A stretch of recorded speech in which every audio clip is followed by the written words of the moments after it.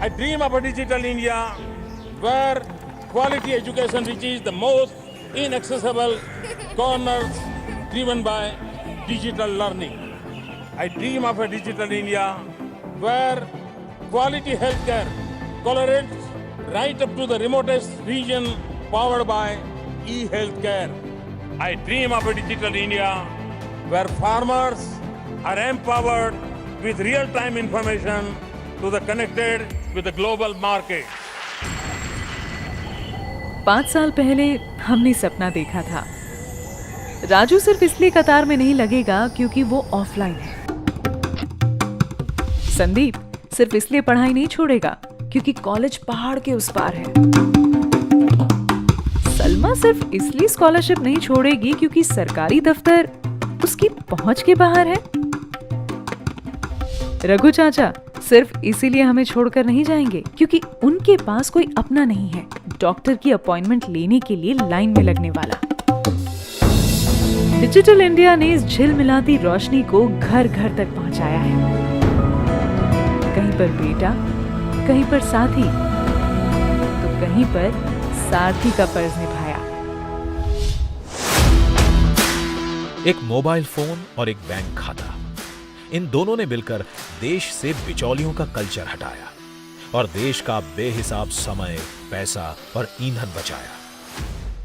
Digital India is designed to empower ordinary Indians with the power of technology. Digital India is more for the poor and underprivileged. Digital India is designed to bridge the digital divide between digital haves and digital have-nots. इन 5 सालों में देखिए, करोड़ों आंखों ने पहली बार bank passbook का दर्शन पाया। एक एक खाता न जाने कितने परिवारों में उम्मीद की किरण ले आया।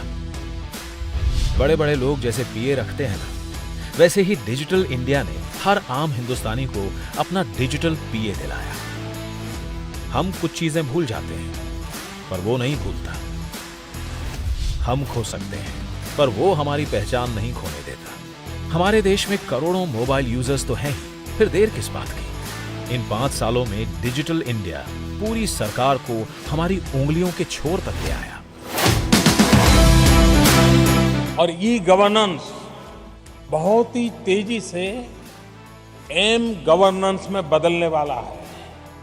पूरी सरकार आपके मोबाइल फोन में मौजूद होने वाली है, वो दिन दूर नहीं। प्रधानमंत्री के लक्ष्य को पूरा करने देश के 3.5 लाख से अधिक कॉमन सर्विस सेंटर्स और डिजिटल पंचायतें भी जुड़ चुकी हैं। सीएससी के माध्यम से हिंदुस्तान में एक नया सेल्फ हेल्प ग्रुप मूवमेंट पैदा करना चाहता हूं और आप देखेंगे गांव में कितना बदलाव होगा। एक एक करके हमारे 6 करोड़ ग्रामीण लोग साक्षर बन रहे हैं। कैश की जगह यूपीआई ने ले ली है। बेईमानी की जगह ईमानदारी और पारदर्शिता ने ले ली है और अलग अलग टैक्सेस की जगह ले ली है एक ही टैक्स ने। कमाल है ना? न कोई सिफारिश, न कोई पहचान, फिर भी आज छोटे से छोटा व्यापारी भी ऑनलाइन आता है और सरकार के साथ बड़ी बड़ी डील करके जाता है। कमाल है ना? न कोई पापड़ बेलना, न किसी के आगे हाथ फैलाना, फिर भी किसान बस मोबाइल पर उंगलियां घुमाता है और फसल के बढ़िया दाम ले आता है। खुद जमीन का डॉक्टर नहीं है, फिर भी जमीन की सेहत जान पाता है। सेहत तो इनकी भी संवर रही है। जेब में 1 पैसा भी ना हो तो भी बड़ी से बड़ी बीमारी इनका कुछ नहीं बिगाड़ सकती। भारत का गरीब आयुष्मान हो रहा है। इस 5 वर्ष की यात्रा में सरकार और लोग एक दूसरे के इतने पास आ पाए हैं कि जिनकी आवाज कभी सुनाई भी नहीं देती थी, वो आज सरकार को अपने सुझाव दे पा रहे हैं और सरकार इनकी सुन भी रही है। डिजिटल इंडिया से रोजगार भी बढ़ रहे हैं। मुंह मीठा करिए, आज देश के करोड़ों युवा नौकरी मांगने वाले नहीं, देने वाले बने हैं। पर आज रात 12 बजे से पूरे देश में, ध्यान से सुनिए, संपूर्ण देश में संपूर्ण लॉकडाउन होने जा रहा है। जब हमने इंडिया को डिजिटल बनाने की मुहिम छेड़ी, तब कहां पता था कि एक दिन कोरोना की महामारी हमारे सामने कई बड़ी चुनौतियां लेकर आएगी। पर अच्छा है, हमारा इंडिया डिजिटल हो चुका था, तो आज कोरोना के बीच भी हम इन कठिन राहों पर चल पा रहे हैं। देखिए, आरोग्य सेतु ऐप हमारा बॉडीगार्ड और उमंग ऐप हमारा दोस्त बनकर हमारे काम निपटा रहा है। सरकारी कर्मचारी दफ्तर नहीं जा पा रहे थे, तब घर से ही ई ऑफिस चला रहे हैं।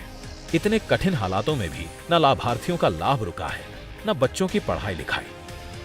स्वयं प्रभा, स्वयं और डीटीएच टीवी के अनगिनत शिक्षा चैनल्स पर आपके लिए ढेर सारे कोर्सेज उपलब्ध हैं। कोरोना में घर से बाहर ना निकलना पड़े, इसलिए आपके फोन पर ही डॉक्टरों का परामर्श भी संभव है। संहार कोविड-19 पोर्टल भी कोविड-19 के खिलाफ लड़ाई में रिसर्चर्स, स्टार्टअप्स और इंडस्ट्रीज को R&D के लिए काफी सहयोग भी मुहैया करवा रहा है।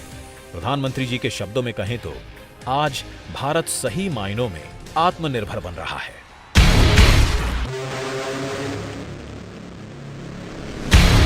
पर यह तो बस शुरुआत है।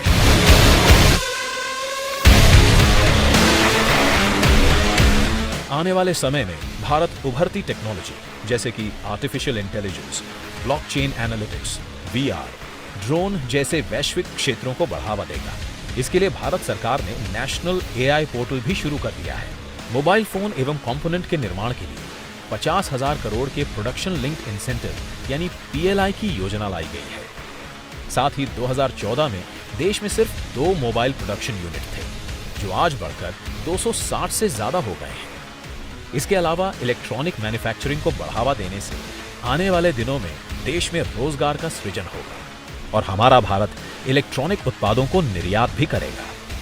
डिजिटल इंडिया देश को 1 ट्रिलियन डिजिटल इकोनॉमी और $5 ट्रिलियन इकोनॉमी बनाने का सपना जरूर पूरा करेगा और देश दुनिया का दूसरा इलेक्ट्रॉनिक मैन्युफैक्चरिंग हब बनने की ओर अपने कदम भी बढ़ाएगा।